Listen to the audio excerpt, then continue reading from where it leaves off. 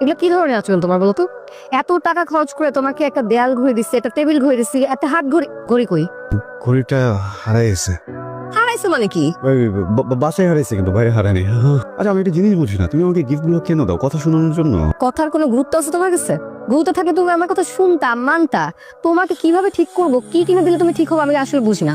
তোমাকে, আমার পরমা সুন্দরীতে, যাকে দেখলে কি ছিল যেন 1000 বছর ধরে দু নয়ন শুধু ওদিকে রেখে দিই, অন্য কোথাও না ঘুরাই, কোনো কিছুর মাঝে মাঝে আটকে থাকি। এসব আবেগী কথা বলে আমাকে আবেগে আটকানো ছাড়া তো আর কিছু পারো না তুমি। আমি কিছু পারি না? না। পরমা সুন্দর, তুমি শিওর আমি কিছু পারি না? হ্যাঁ, আমি শিওর।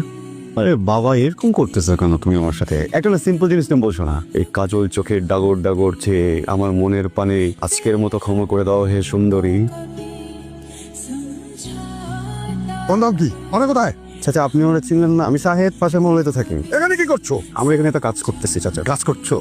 আমার মহল্লায় একটা কনস্ট্রাকশন বিল্ডিং এ মেয়েকে নিয়ে নাচাচ্ছ, আবার বড় কাজ কেন?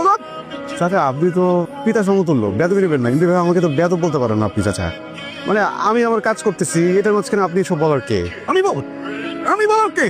আমি কে দেখবে? আপনি তো ভুল বুঝতেছেন চাচা।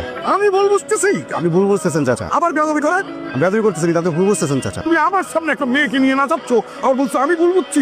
হুদে উত্তেজিত হইতেছে না আমি তোর কলেজে কিন্তু অনেক বড়, তুই আবার আমার সামনে আসছিস।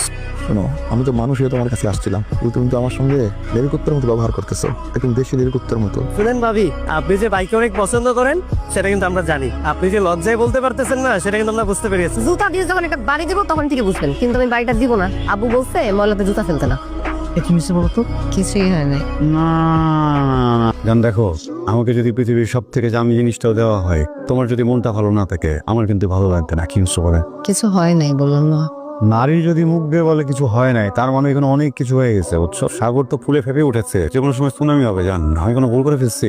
তেমন কিছু হয় নাই।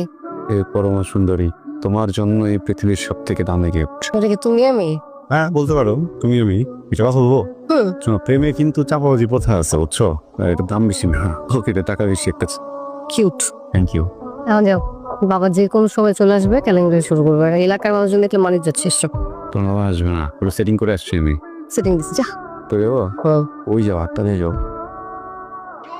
কতদিন চুরি কিনে দাও না আমাকে, সব ভেঙে ভেঙে কমে গেছে। চুরির কথা ঠিকই মনে থাকে, আর এই যে রাতে আমার সাথে যেটু দেখা করার কথা, একটু ছাদে আসার কথা, এগুলো মনে থাকে না? না, ওর দেখতে ইচ্ছে করে না? না, তোমার ইচ্ছে করলে আমি কি করতে পারি? আর সবসময় চাইলে কি পাওয়া যায়? আমার রাতে ভূতের ভয় করে ছাদে। আমার যদি খুব দেখতে ইচ্ছে করে, আমি কাকে দেখবো তাহলে?